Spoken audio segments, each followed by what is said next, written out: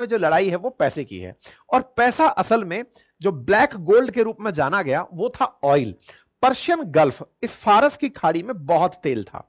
इस Persian gulf में जो पर्शियन नाम है ना, असल में वो ईरान का ही नाम हुआ करता था। अब ये ईरान की जो खाड़ी है जिसे आप पर्शियन गल्फ कहते हैं, आज इसके आसपास जितने भी देश हैं वो तेल और गैस के प्रचुर भंडार हैं, और उन पर नजर हमेशा से यूरोपियन कंट्रीज की रही। यूरोपियन कंट्रीज में यूके, फ्रांस एंड ऑल ये तो थे ही, और अमेरिका सेकेंड वर्ल्ड वॉर के बाद इनका अब्बा बन के बैठा रहा, बड़ी बड़ी कंपनियां इन्हीं के माध्यम से बेचता रहा। ये तो कट टू दी शॉर्ट है। ईरान के इतने बड़े तट पर बढ़िया तेल के भंडार हैं, और वो बहुत जबरदस्त तरीके से स्ट्रेटेजिकली इस पूरी जगह पर कंट्रोल रखता है, इंक्लूडिंग स्ट्रेट ऑफ हार्मुज से लेकर सेंट्रल एशिया की कनेक्टिविटी की बात हो, सेंट्रल एशिया के साथ साथ इंडिया की कनेक्टिविटी की बात हो, ईरान बड़ा की रोल प्ले करता है। चलो साहब, ये भी सब सही है। ईरान पहले अमेरिका का बढ़िया मित्र हुआ करता था। बढ़िया मित्र हुआ करता था, इससे क्या मतलब है वो भी बताएंगे। देखो, यहां की जो सत्ता है वो शिया मुस्लिम बेस है, और शिया सुन्नियों के बीच में कोई ऐतिहासिक लड़ाई हुआ नहीं करती थी, लेकिन इसको लड़ाने वाला जो था वो भी अमेरिका ही था। अमेरिका ने लड़ाने के लिए किस तरह से एक दूसरे का इन्हें दुश्मन बनाया वो एक बड़ा अलग इतिहास है, उसे कभी अन्य किसी चैप्टर में डिस्कस कर लेंगे। फिलहाल के लिए अमेरिका ने अपना एक मुंह बोला जो बेस बनाया हुआ है यहां पर, वो है इजराइल। तो अमेरिका से नाराजगी हो या इजराइल से, बात एक ही कहलाती है। मैं कुछ आपको ऐसे इंसिडेंट बताता हूं जब अमेरिका को ईरान से दुश्मनी हुई। उन 4 बड़े घटनाक्रमों को समझिए।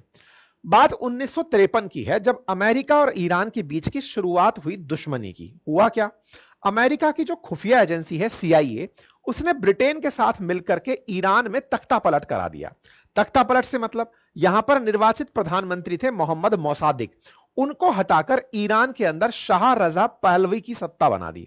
और ये रजा पहलवी जो थे ना, ये पूरी तरह प्रो वेस्टर्न व्यक्ति थे, मतलब पूरी तरह से पश्चिमवादी व्यक्ति, पूरा मॉडर्नाइजेशन लेकर चलने वाले, अमेरिका की तरह ही यहां पर पूरा हाल भाल खुला तरीके से रखने वाले।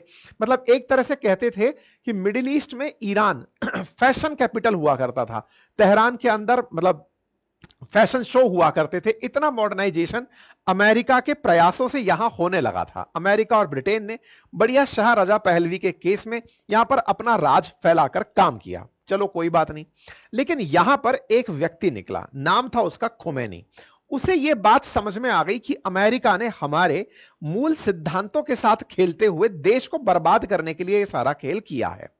मोसादिक जो थे वो चूंकि तेल का राष्ट्रीयकरण करना चाहते थे, राष्ट्रीयकरण में सारा की सारा तेल ईरान अपना रख लेता, ऐसे में अमेरिका और ब्रिटेन यहां का तेल लूट कर नहीं ले जा पाते, इसीलिए सत्ता बदली थी। यह बात समझने के लिए खुमैनी, जिसका नाम था अयातुल्लाह रुहल्लाह खुमैनी, जो आज इनका सबसे बड़ा नेता है, वो व्यक्ति इस बात को समझा, और उसने समझ के पूरे ईरान के लोगों को यह बात समझाई कि देखो, सबसे पहले अमेरिका ने इस व्यक्ति को हटाया मोहम्मद मोसादिक को, क्योंकि वो देश का हित चाहता था, लेकिन उसकी जगह शाह रजा पहलवी को इन्होंने बिठाया ताकि ये हमारे तेल को बढ़िया से निकालकर यहां से ले जा सकें। ईरान के लोगों जाग जाओ। इस भाई ने सबको एक्टिवेट कर दिया, इतना एक्टिवेट किया कि ईरान में असंतोष उत्पन्न हो गया, और जो रजा पहलवी हैं उन्हें ईरान छोड़कर भागना पड़ा, और खुमैनी यहां पर आकर बैठ गए। मतलब ईरान में एक जबरदस्त क्रांति आई, और उस क्रांति का परिणाम यह निकला, पूरी तरह से वेस्टर्नाइजेशन या मॉडर्नाइजेशन जो ईरान में था वो रोक दिया गया। अमेरिका समर्थित जो भी घटनाएं थी उनको पूरी तरह पॉज कर दिया गया कि भाई तुम यहां नहीं दिखोगे, क्योंकि तुम ईरान का भला नहीं चाहते, तुम खुद का भला चाहते थे, इसलिए हमारी सरकारें गिराई। कोई बात नहीं।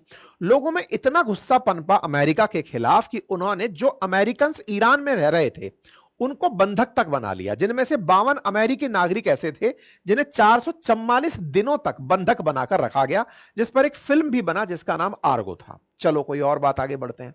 इन सभी चीजों के बीच में यह तय हो चुका था कि अमेरिका को मिडिल ईस्ट में एक बहुत बड़ी बेइज्जती मिली, और वो ईरान के रूप में मिली, जिसने अमेरिकन को अपने यहां से ऐसे भगाया जैसे आज अफगानिस्तान के केस में आप कहते हैं कि तालिबान ने अमेरिकियों को भगाया। अब चाहे अमेरिका कितना भी बदले, लेकिन भगाने वाला तो बना। ऐसे ही ईरान ने इनको यहां से निकाला। अमेरिका इस बात को ईगो से ले लिया। खैर, इस पूरे घटनाक्रम में खुमैनी ने अपने कालखंड में ईरान को काफी प्रॉस्पेरस किया। हालांकि यहां पर काफी सारे मानवाधिकारों के इशू रहे, लेकिन उसके बावजूद भी ईरान तरक्की करता रहा, तेल बेचता रहा, अपने हिसाब से आसपास के देशों से संबंध बनाता रहा। बीच बीच में अमेरिका यहां पर अपनी तरफ से जो भी इंटरफेरेंस कर सकता था वो कराता रहा। लेकिन एक और तगड़ा खेल यहां पर जो अमेरिका ने खेला वो क्या था, जिस पर मैंने ऑलरेडी गल्फ वॉर का एक वीडियो बनाकर अंकित अवस्थी जो ऑफिशियल अपना यूट्यूब चैनल है उस पर डाला हुआ है, कि इसने इराक और ईरान को लड़वा दिया। इराक और ईरान को लड़वाकर बढ़िया ईरान का नुकसान करवाया, लेकिन उससे भी ईरान बाहर निकलकर आ गया, इराक बर्बाद हो गया। आगे बढ़ते हैं साहब। इन सभी परिस्थितियों से निकलकर जब ईरान एज ए बड़ी कंट्री, शिया मुस्लिम कंट्री बाहर निकलने लगा, तो अमेरिका को लगा कि इस पर्शियन देशों में जो भी सऊदी अरेबिया, यूएई, जितने भी देश हैं, इसके सामने उसकी इज्जत बिगड़ रही है, तो कैसे इसको कमजोर किया जाए। तो किसी ना किसी प्रकार के मुद्दे उठाकर लाए गए। जैसे इराक पर जब अमेरिका ने सद्दाम हुसैन के टाइम पर हमला किया तो बोला ही यह था कि इनके पास वेपन ऑफ मास डिस्ट्रक्शन है। इराक में सद्दाम हुसैन कोई ऐसा वेपन रखते हैं जिस वेपन का उपयोग होते ही पूरी दुनिया तबाह हो जाएगी। यह कहकर के बुश ने इराक पर हमले करवाए थे। ऐसे ही अब अमेरिका ने लोगों के मन में एक भय पैदा किया कि ईरान परमाणु बम बना रहा है, और परमाणु बम अगर ईरान के पास हो गया तो यह अमेरिका और अमेरिका के सहयोगियों पर उसका उपयोग कर सकता है, और ऐसे में दुनिया के लिए एक बड़ा संकट बन सकता है। तो जैसे केमिकल बायो